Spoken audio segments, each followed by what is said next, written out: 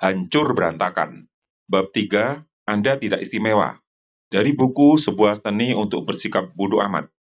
Pendekatan yang waras demi menjalani hidup yang baik. Terjemahan dari buku berjudul The Subtle Art of Not Giving a Fuck oleh Mark Manson.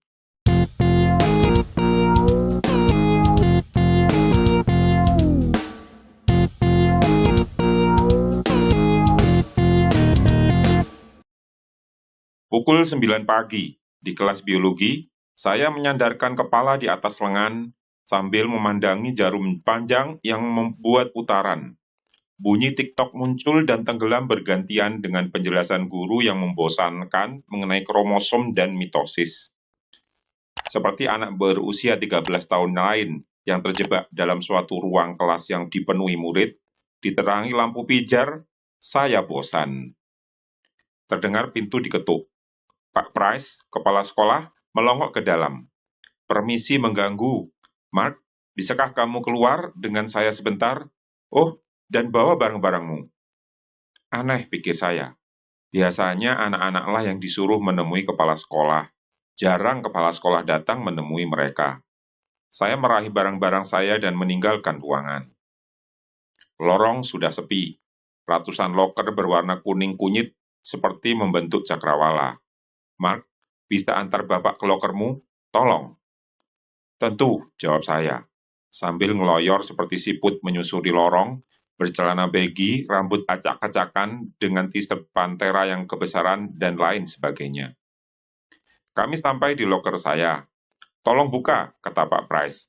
Dan saya pun mengerjakannya. Dia melangkah di depan saya dan mengambil jaket saya, tas olahraga saya, tas punggung saya, semua isi loker, kecuali beberapa buku catatan dan pensil. Dia mulai berjalan menjauh. Tolong ikut dengan saya, ujarnya, tanpa menengok ke belakang. Saya mulai merasa tidak nyaman. Saya mengikuti ke kantor. Di sana dia meminta saya untuk duduk. Dia menutup pintu dan menguncinya. Dia berjalan ke arah jendela dan mengatur tirai agar tidak terlihat dari luar. Telapak tangan saya mulai berkeringat. Ini bukan pertemuan dengan kepala sekolah yang biasa. Pak Price duduk dengan tenang, menggeledah barang-barang saya, memeriksa kantong-kantong, membuka setiap resleting, mengebaskan baju olahraga saya, dan membiarkannya tergeletak di lantai. Tanpa memandang saya, Pak Price bertanya, "Kamu tahu apa yang saya cari, Mark?" "Tidak," jawab saya. "Narkoba." Kata tersebut nyaris membuat jantung saya copot. Narkoba? Saya mendadak gagap. Jenis apa? Dia menatap saya dengan tajam. Saya tidak tahu. Kamu punya jenis apa? Dia membuka salah satu binder dan memeriksa kantong-kantong kecil untuk pena. Keringat saya bermunculan seperti jamur tumbuh di musim hujan. Menyebar dari telapak tangan saya ke lengan dan sekarang leher. Kening saya berdenyut karena derasnya darah yang mengalir ke otak dan wajah saya. Seperti kebanyakan anak berusia 13 tahun yang baru saja dituduh memiliki narkoba dan membawanya ke sekolah, rasanya saya ingin melarikan diri dan bersembunyi. Saya tidak tahu apa yang sedang Bapak bicarakan. Saya memprotes. Kata-kata saya terdengar jauh lebih buruk dari yang saya kira. Saya merasa sepertinya sekarang ini saya harus terdengar meyakinkan. Atau mungkin tidak. Mungkin sebaiknya saya terdengar ketakutan. Apakah pembohong terdengar ketakutan atau meyakinkan? Mau seperti apa suara yang keluar, saya selalu ingin terdengar seperti kebalikannya. Malah, karena kurangnya komponen kepercayaan diri, ketidakpercayaan diri saya tentang suara saya yang terdengar kurang percaya diri membuat saya semakin kurang percaya diri. Sial, lingkaran setan lagi. Kita lihat saja nanti, ujarnya, memalingkan perhatian ke atas punggung saya dan terlihat seperti punya ratusan kantong. Setiap kantong berisi dengan barang-barang konyol khas remaja. Ballpoint warna, lembar catatan yang dibagikan di kelas, CD lagu awal 90-an dengan wadah yang retak, spidol cepat kering, dan buku gambar usang yang hilang separuh halamannya. Debu, serpihan kain, serta kotoran yang tertumpuk selama masa-masa SMP saya yang gila. Polos saya pasti bergerak dengan kecepatan cahaya, karena waktu sekolah memanjang dan melebar sendiri sehingga detik-detik yang berlalu di jam kedua biologi pukul 9 pagi tersebut sekarang terasa sangat lama seperti di zaman Paleolitik, dan saya pun tumbuh dan sekarat di setiap menit. Hanya ada saya dan Pak Price dan kantong tas punggung saya yang seakan tak berdasar. Suatu saat di zaman Mesolitik, Pak Price pun selesai memeriksa tas saya. Karena tidak menemukan apapun, dia terlihat bingung. Dia membalikkan tas dan isinya berceceran di lantai kantornya. Sekarang gantian, dia yang berkeringat. Bedanya, jika saya penuh rasa takut, dia justru penuh amarah. Tidak bawa narkoba hari ini, hah? Dia mencoba terdengar biasa saja. Tidak, begitu pula saya. Dia menyebar barang-barang saya, memisahkan setiap benda, dan membentuk tumpukan-tumpukan kecil di sebelah alat gym saya. Jaket dan tas punggung saya sekarang terbaring kosong dan tak berdaya di pangkuannya. Dia menghela napas dan menatap dinding. Seperti kebanyakan anak berusia 13 tahun yang terkunci dalam suatu ruangan bersama seorang pria yang dengan kalap melempari barang-barangnya ke lantai, saya ingin menangis. Pak Price memindai semua barang yang telah disendiri-sendirikan di lantai. Tak ada yang haram atau ilegal, tak ada narkoba, bahkan tidak ada apapun yang melanggar kebijakan sekolah. Dia menghela napas lagi, kemudian mengempaskan jaket dan tas punggung ke lantai. Dia sedikit membungkuk dalam posisi duduknya, kemudian menyandarkan siku ke lututnya, membuat wajahnya setinggi wajah saya. Mark, saya akan memberimu satu kesempatan terakhir untuk mengatakan yang sebenarnya. Jika kamu jujur, semua ini akan menjadi lebih mudah. Jika ternyata kamu bohong, ini akan menjadi lebih buruk. Seolah menyambut aba-aba, saya menelan ludah. Sekarang katakan yang sejujurnya, Pak Price mengomando. Apakah kamu membawa narkoba ke sekolah hari ini? Dengan melawan air mata yang hampir jatuh dan teriakan yang tertahan di tenggorokan, saya menatap balik wajah orang yang menyiksa saya dengan nada membela, mati-matian berusaha lolos dari horor masa remaja, saya berkata. Tidak, saya tidak punya narkoba. Saya sama sekali tidak tahu apa yang Bapak bicarakan. Baiklah, katanya, menunjukkan tanda menyerah. Saya rasa kamu bisa mengambil barang-barangmu dan keluar. Rupanya dia masih berusaha untuk terakhir kalinya melayangkan pandangan ke tas punggung yang kempes teronggok seperti janji yang diingkari di lantai kantornya. Sambil lalu dia meletakkan satu kaki ke atasnya menginjak ringan, benar-benar sebuah upaya terakhir. Dengan cemas saya menunggunya berlalu, sehingga saya bisa meneruskan hidup saya dan melupakan seluruh mimpi buruk ini. Namun kakinya berhenti pada sesuatu. Apa ini? Tanyanya mengetuk-ngetuk dengan kakinya. Apanya yang apa? Balas saya. Masih ada sesuatu di sini. Dia mengangkat tas dan mulai merasakan sesuatu di sekitar bagian bawah tas. Sontak ruangan tampak kabur, semua terasa berputar. Ketika masih muda, saya termasuk anak yang pandai. Saya mudah berteman, tapi saya bengal. Yang terakhir adalah kata yang paling manis yang bisa saya gunakan. Saya pemberontak, tukang bohong, gampang naik darah, dan penuh rasa kebencian. Ketika berusia 12 tahun, saya meretas sistem pengamanan rumah saya sendiri dengan magnet lemari es. Jadi saya bisa menyelinap keluar rumah tanpa ada yang tahu di tengah malam. Lalu saya dan seorang teman memasukkan persneling mobil ibunya ke posisi netral dan mendorong pelan-pelan ke jalan, sehingga kami bisa mengendarai mobil tanpa membangunkan seorang pun. Saya sengaja membuat tulisan tentang aborsi karena saya tahu guru Inggris saya adalah seorang Kristen konservatis garis keras. Lain waktu, saya dan seorang teman lain mencuri rokok ibunya dan menjualnya ke anak-anak lain di belakang sekolah. Dan saya juga memotong bagian bawah tas punggung saya, lalu menyulapnya menjadi kantong rahasia untuk menyembunyikan ganja. Kantong tersembunyi yang sama ditemukan Pak Price setelah menginjak narkoba di bagian bawah tas saya. Saya telah berbohong, dan sesuai janjinya, Pak Price mengambil tindakan serius. Beberapa jam kemudian, seperti kebanyakan anak berusia 13 tahun yang diborgol di kursi belakang mobil polisi, saya mengira hidup saya telah berakhir. Dan benar semacam itu. Orang tua saya mengurung saya di rumah. Saya tidak boleh menemui teman-teman saya dalam waktu yang tidak ditentukan. Sejak dikeluarkan dari sekolah, saya terpaksa bersekolah di rumah di sisa tahun ajaran itu. Ibu saya menyuruh saya potong rambut dan membuang semua baju Marilyn Manson dan Metallica yang bagi remaja di tahun 1998 ini sama dengan dihukum mati dengan cara yang menyedihkan. Ayah saya menyeret saya ke kantornya di pagi hari dan memerintahkan saya untuk memasukkan berkas-berkas selama berjam-jam. Begitu homeschool berakhir, saya dikirim ke sebuah sekolah Kristen swasta yang kecil, tempat, dan ini tidak akan mengejutkan Anda, saya tidak kerasan.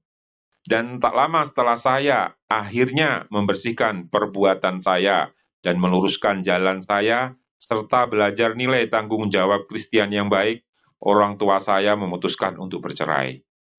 Saya mengatakan semua ini kepada Anda hanya untuk menunjukkan bahwa masa remaja saya sungguh seperti tai. Saya kehilangan semua teman saya, komunitas saya, hak hukum saya, dan keluarga saya hanya dalam 9 bulan saja. Terapis saya ketika saya berusia 20 tahun menyebut ini dengan istilah suatu pengalaman yang sungguh traumatis. Dan saya bakal menghabiskan setidaknya 10 tahun ke depan untuk bekerja keras menerima masa kelam itu supaya tumbuh menjadi orang yang tak terlampau depresif meski masih tetap brengsek. Masalah saya di rumah saat itu sama sekali bukan diakibatkan oleh ucapan atau tindakan buruk, tapi lebih karena semua hal buruk yang harusnya dikatakan atau dilakukan namun tidak dilaksanakan. Keluarga kami membina rumah tangga dengan cara yang sama seperti Warren Buffett menghasilkan uang atau cara Jenna Jameson menggeliat di atas ranjang, kami juaranya. Bisa saja rumah kami terbakar habis dan kami masih berkata, "Oh tidak, semua baik-baik saja. Sedikit hangat sih, tapi sungguh semua baik-baik saja." Ketika orang tua saya bercerai, tidak ada piring yang pecah, tidak ada pintu yang dibanting, tidak ada saling teriak tentang ini dan itu. Mereka menyempatkan diri untuk meyakinkan saya dan abang saya bahwa kejadian ini terjadi sama sekali bukan akibat kesalahan kami. Kami diberi sesi tanya jawab. Ya, Anda tidak salah membaca tentang logistik dan kesepakatan baru di kehidupan yang baru. Tidak ada tangis yang pecah, tidak ada suara yang meninggi. Saya dan abang saya mencoba menguping pembicaraan empat mata ayah dan ibu, dan satu-satunya petunjuk yang terdengar secara jernih adalah tidak ada di antara kita yang selingkuh. Oh, bagus. Ruangan cuma sedikit hangat sih, tapi sungguh tidak ada yang terbakar. Semua baik-baik saja. Orang tua kami adalah orang yang baik. Saya tidak menyalahkan mereka atas peristiwa ini, tidak lagi. Saya sangat mencintai mereka. Mereka mempunyai kisah dan perjalanan hidup sendiri sama seperti semua orang tua. Dan sama seperti yang dilakukan orang tua dari orang tua kita. Dan seperti semua orang tua saya dengan penuh kesadaran meneruskan sebagian masalah mereka pada saya, seperti yang kemungkinan saya wariskan ke anak-anak saya.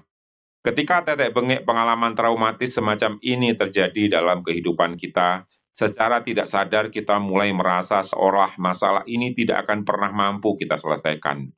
Dan asumsi ketidakmampuan kita untuk menyelesaikan masalah ini membuat kita merasa sedih dan tak berdaya. Tetapi ini juga mengakibatkan hal lain.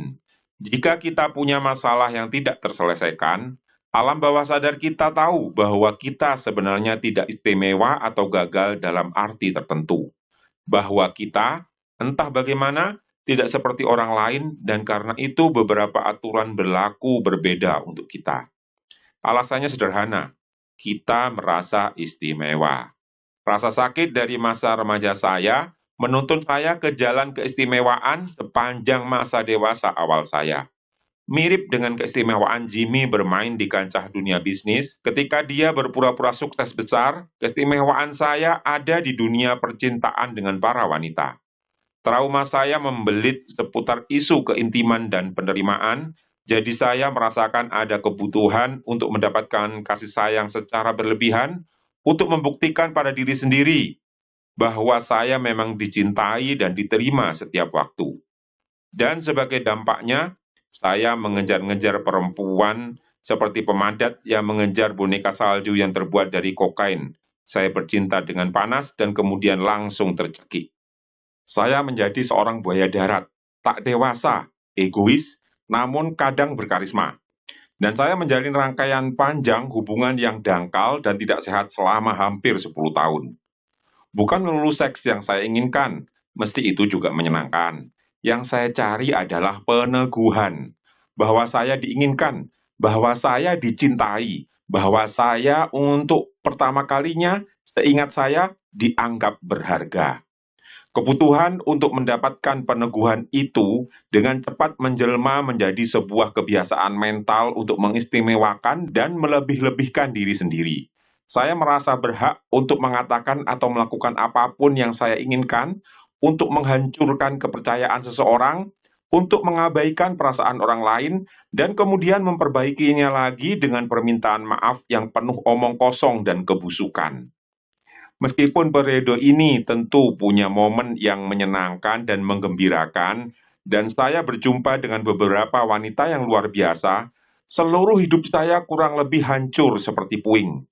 Saya cukup sering tidak punya pekerjaan, numpang tidur di sofa teman, atau tinggal dengan ibu saya, minum-minum lebih dari yang seharusnya, menyingkirkan beberapa teman, dan ketika saya bertemu seorang wanita yang sangat saya sukai, sikap saya yang egois ini dengan cepat meluluh lantakkan semuanya.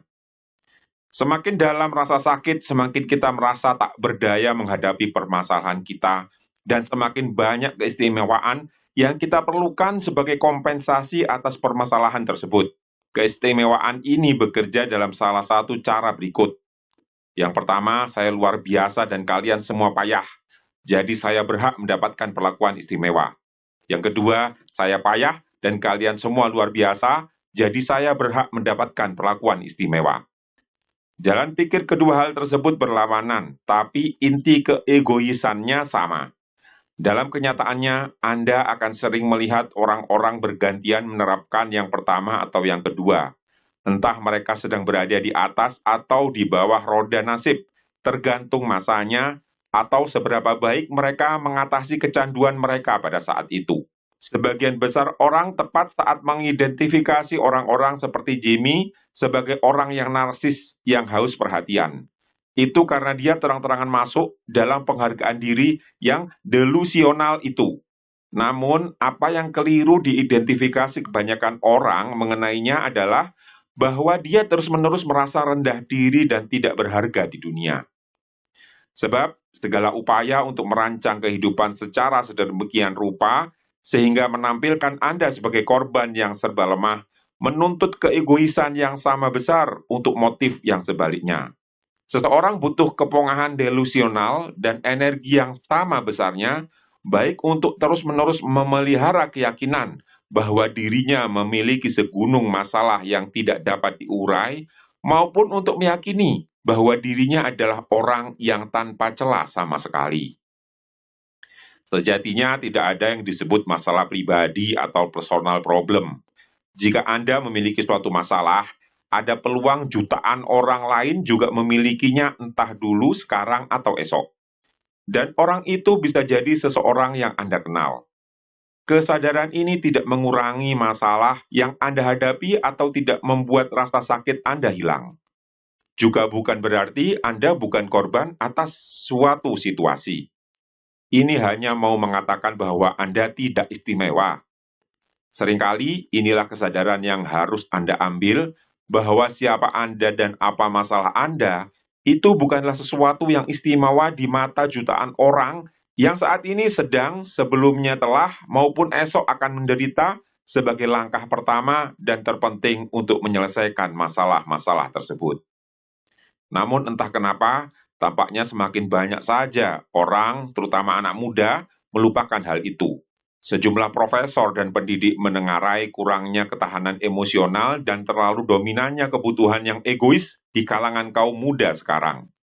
Sangat umum kita jumpai praktik ditariknya buku-buku dari dalam kelas hanya karena alasan bahwa buku tersebut akan membuat seseorang merasa buruk. Para pembicara dan profesor diteriaki untuk turun dan dicekal di kampus-kampus atas tuduhan penistaan. Padahal itu hanyalah hal remeh. Sesepele orang yang memberi opini bahwa mungkin beberapa kostum Halloween tak seofensif yang orang-orang kira. Penasihat sekolah menengarai bahwa saat ini lebih banyak siswa dibanding sebelum-sebelumnya yang menunjukkan tanda-tanda stres atas pengalaman sehari-hari di kampus yang sebenarnya wajar-wajar saja, seperti pertengkaran dengan teman sekamar atau mendapat nilai rendah di kelas. Aneh bahwa pada usia ketika kita seharusnya lebih terikat satu sama lain, keistimewaan selalu tampak berada di atas segala-galanya. Suatu aspek dari teknologi terkini tampaknya membolehkan rasa ketidaknyamanan kita untuk membuat onar untuk pertama kalinya. Semakin banyak kebebasan yang diberikan untuk mengekspresikan diri kita, kita akan semakin ingin terbebas dari urusan dengan siapapun yang mungkin tidak sependapat dengan kita atau yang membuat kita jengkel. Semakin kita dihadapkan pada sudut pandang yang berlawanan, semakin kita naik pitam atas keberadaan sudut pandang tersebut. Semakin hidup kita mudah dan bebas dari masalah, kita semakin merasa berhak untuk mendapatkan yang bahkan lebih baik lagi. Manfaat-manfaat internet dan media sosial tidak perlu dibantah lagi. Dalam berbagai hal, ini adalah momen terbaik dalam sejarah kehidupan. Namun mungkin teknologi ini mempunyai efek samping sosial yang tidak diinginkan. Mungkin teknologi yang telah membebaskan dan mendidik banyak orang ini secara bersamaan juga membuat mereka merajuk untuk minta lebih diistimewakan.